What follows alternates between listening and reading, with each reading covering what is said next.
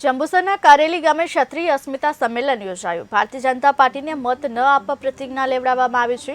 સંમેલનમાં યુવરાજસિંહ જાડેજાએ ભાજપ પર આકરા પ્રહારો કર્યા છે। પીએમ નરેન્દ્ર મોદીને જાદુગર કર્યા છે।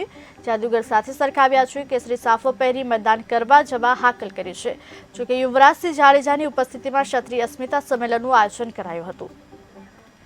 તમે એક નંબરમાં બધું મેળવો ને તો એનો કઈ રાજકોટના રૂપાલા સાહેબને લાગે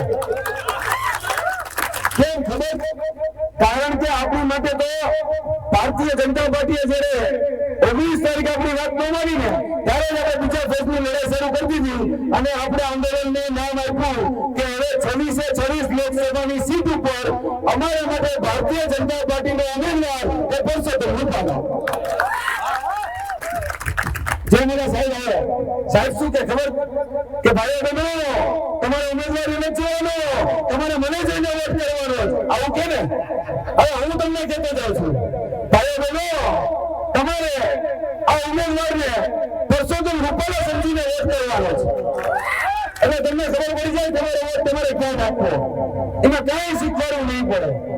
અને આ 7 તારીખ યાદ રાખજો બધા, આ 7 તારીખ એ આપણા માટે એક દશેરા છે।